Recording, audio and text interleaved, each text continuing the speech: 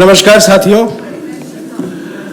आज राजस्थान के मुख्यमंत्री श्री अशोक गहलोत जी, जो हमारे कांग्रेस संगठन के पिछले 40 सालों से एक बड़े महत्वपूर्ण स्तंभ रहे हैं, वो आज सुबह आपको संबोधित करेंगे। श्री अशोक गहलोत जी।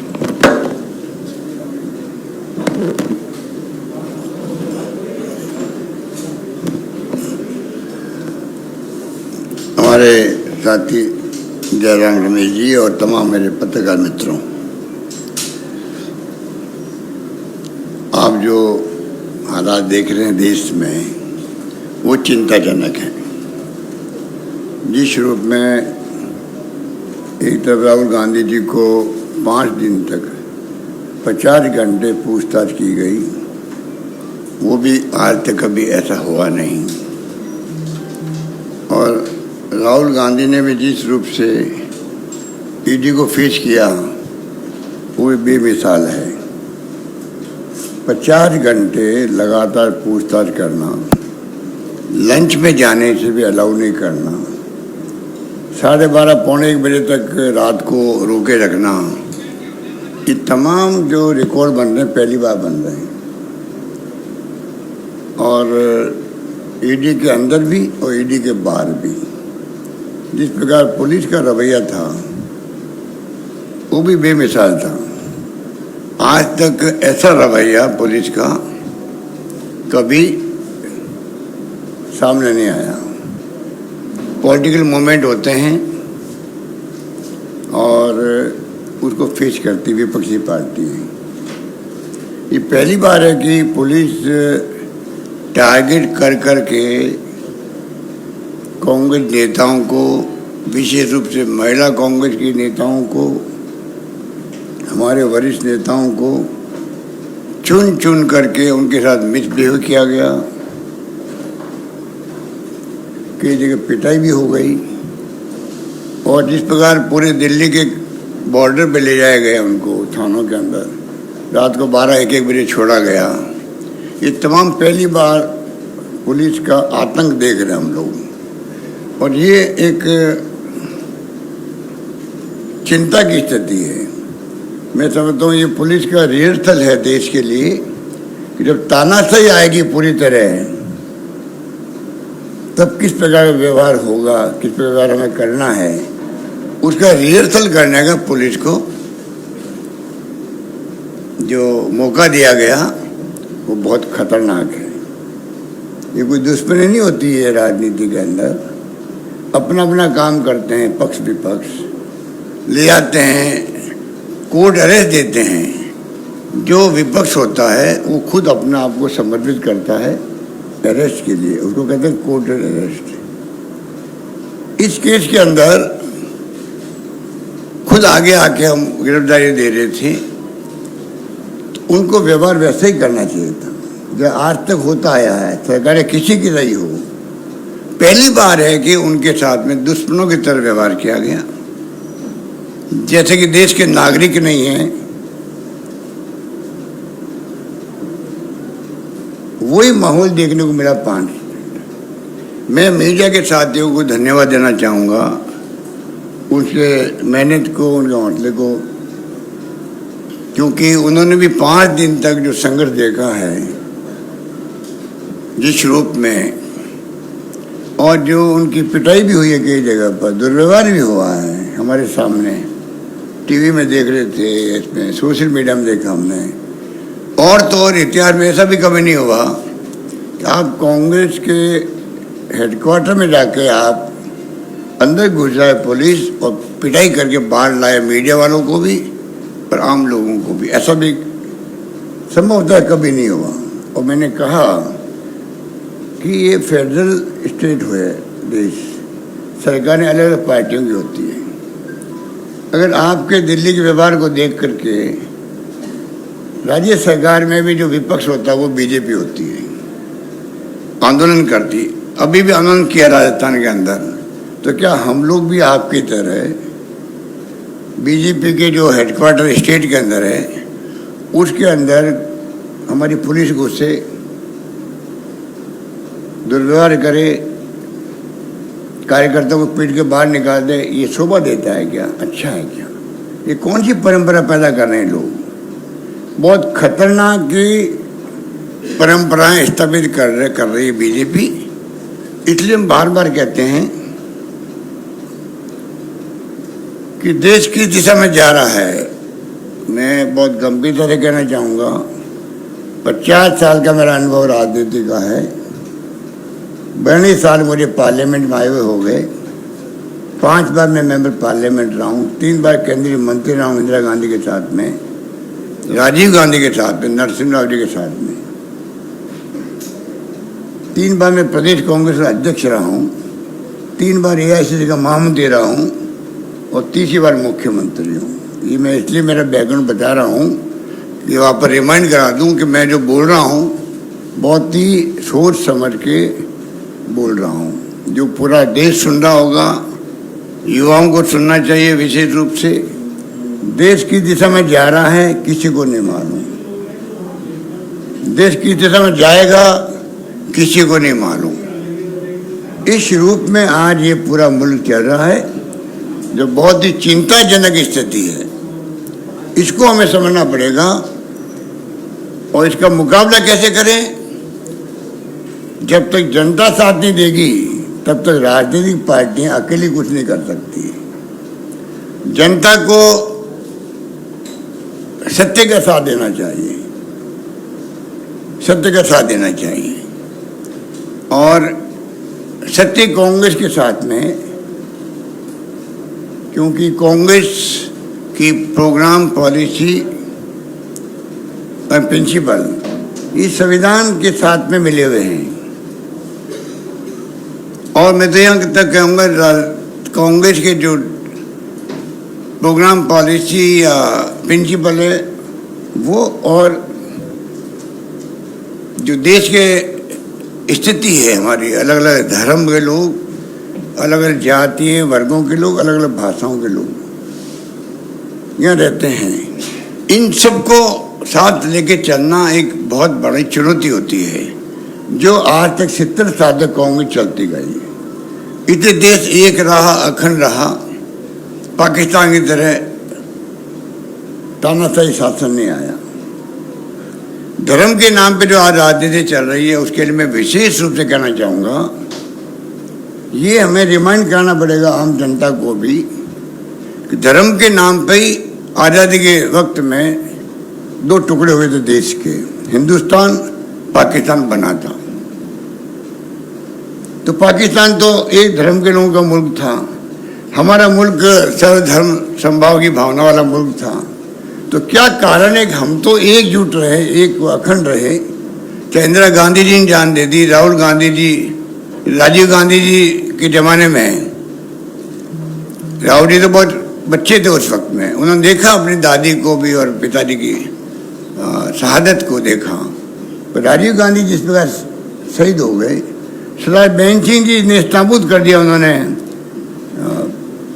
आतंकवादियों को, आखिर में वो भी शहीद हो गए। कितने लोग शहीद हुए थे आपको मालूम है, कितनी घटनाएं आती थी उस जमाने के अंदर। तो मैं पूछना चाहूँगा इन बीजेपी के, RSS के नेताओं से, आप किस हिंदू धर्म के नाम पे लोगों को भड़काते रहोगे? उदाहरण हमारे सामने, हमारा पड़ोसी मुल्क पाकिस्तान हमसे अलग हुआ धर्म के नाम पर। तो क्या कारण है कि पाकिस्तान आज अलग 2 टुकड़े हो गए इंदिरा गांधी जी के ज़माने में? 90,000 सैनिकों को इंदिरा गांधी ने सरेंडर करवा दिया। दुनिया के इतिहास में ऐसी मिसाल कहीं नहीं मिलेगी। वो अलग बात है कि मोदी जी आज तक इंदिरा गांधी का नाम ही नहीं लेते हैं। पर मैं जो विशेष रूप से कहना चाहूँगा आपको, पाकिस्तान बांग्लादेश क्यों बना? जब मुस्लिम लोग थे वहाँ पर, मुस्लिम राष्ट्र था, तो एक धर्म के नाम पर मुल्क बनना अलग बात है, पर मुल्क कायम रहना दूसरी बात है। जो हमने देखा है, मैं तो खुद बॉर्डर पे गया था शरणार्थियों की सेवा करने के लिए 71 के अंदर बांग्लादेश के, तो मुझे मालूम है कि क्या हालात थे। तो मुझे बता दीजिए 2 मुल्क क्यों बने हैं एक धर्म के नाम के बावजूद में? 2 मुल्क कैसे बन गए जब एक धर्म के लोग थे पाकिस्तान, और आज जो बांग्लादेश है तत्कालीन पाकिस्तान था। इसका मतलब धर्म के नाम पे मुल्क बन सकते हैं। तो मुल्क एक रहेगा, अखंड रहेगा, ये कोई गारंटी नहीं है। हमने अपने पड़ोस में देखा है। आज ये हिंदू धर्म की बात करके लोगों को भड़का रहे हैं, हिंदू राष्ट्र की बात कर रहे हैं। अरे अमित शाह जी बोल गए खाली हिंदी को लेके 2 शब्द, पूरा दक्षिण उठ खड़ा हुआ। अमित शाह जी को शब्द वापस लेने पड़ेंगे। मेरा मानना ये नहीं थी, अभी 1 महीने पहले की बात है। जो भाषा के नाम पे भड़क सकते हैं देश के लोग, धर्म के नाम पे जो ये खुद ही भड़का रहे लोगों को, तो आप सोचिए कि इनकी सोच क्या है। ये क्या धर्म के नाम पर, हिंदू धर्म के नाम पर ये हिंदू राष्ट्र बना करके इस देश को एक व अखंड रख पाएंगे? यही हिंदू लोग जो है बाद में बात करेंगे तो शेड्यूल कास्ट के लोग हैं।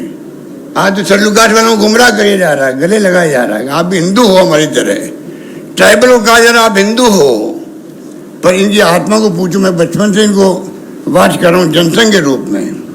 फिर जनता पार्टी मर्द हो गए थे लोग जब इंदिरा गांधी को जेल में रहा तब, और अब भारतीय जनता पार्टी के रूप में है, सत्ता में आ गए। ये कभी भी इन्होंने शेड्यूल कास्ट के लोगों को गले नहीं लगाया था। अम्बेडकर की बात छोड़ दीजिए, गांधी जी को इन्होंने कभी एक्सेप्ट नहीं किया था। तो आज जिस प्रकार से अपना रूप बदला इन्होंने, गांधी की फोटो लगाते हैं, सरदार पटेल की मूर्ति लगाई है मोदी जी ने। पूछो इनको, इस सरदार पटेल जी ने तो आपके आरएसएस को बैन किया था, आपने माफी मांगी थी आरएसएस ने। हम जिंदगी में कभी राजनीति में भाग नहीं लेंगे, सांस्कृतिक संगठन रहेंगे, उस रूप में इन्होंने माफी मांगी है उस वक्त में। आज उनकी मूर्ति लगा रहे हैं खाली वोटों की राजनीति करने के लिए। कांग्रेस मुक्त भारत बना देंगे। अरे आप क्या कांग्रेस मुक्त भारत बनाओगे? इनकी 7 पीढ़ी आ जाएगी तो ही कांग्रेस मुक्त भारत नहीं बनेगा। ये कांग्रेस और देश की जो भावना वो एक सी है। ठीक है, सत्ता में आए नहीं आए अलग बात है, उसमें कई कारण होते हैं जो आप देख रहे हो कि धर्म के नाम पे जो हालात बन गए देश के अंदर, तो ये भावना आ गई। कब तक रहेगी वो? महंगाई भयंकर, बेरोजगारी तो हाहाकार मचा हुआ देश के अंदर, आर्थिक स्थिति गर्त में जा रही है, पता नहीं किस दिशा में हम जाएंगे। आने वाले वक्त में क्या फ्यूचर है देश के नौजवानों का, वो आपने देख लिया अपनी अग्निपथ को लेके। आप बताइए, कोई शासन, गुड गवर्नेंस इसे कहते हैं। आप इस स्कीम को गुप्त रखो, अग्निपथ को, अचानक आप युवाओं के सामने उनको पेश कर दो, जिन्होंने एग्जाम दे दिए, फिजिकल टेस्ट दे दिया, इंतजार कर रहे थे नौकरी का, अचानक लगा नई स्कीम आ गई है। तो उसी कारण से आज आज्ञा नहीं हुई, तोड़फोड़ हुई। हम इसको समर्थन नहीं करते हैं। हम युवाओं से अपील करते हैं कि आप अपनी बात कहो, शांतिपूर्ण तरीके से कहो, अहिंसा के तरीके से कहो, कोई दिक्कत नहीं उसके अंदर, पर हिंसा नहीं करनी चाहिए।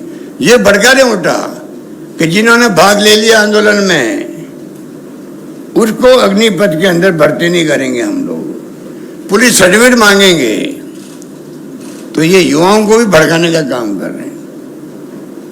और जो स्कीम आई है उसमें जितने ही रिटायर्ड जनरल, कर्नल, मेजर जो भी है, वो खुल के विरोध कर रहे हैं। उनके 50, 25, 30 साल के अनुभव हैं, 35 साल के अनुभव हैं, वो विरोध क्यों कर रहे हैं? और मैं भी देख रहा था एक परमवीर चक्र, कल हमारे जयराम रमेश जी बता रहे थे, जो उनको पुरस्कार मिला मिस्टर कैप्टन बाना सिंह को।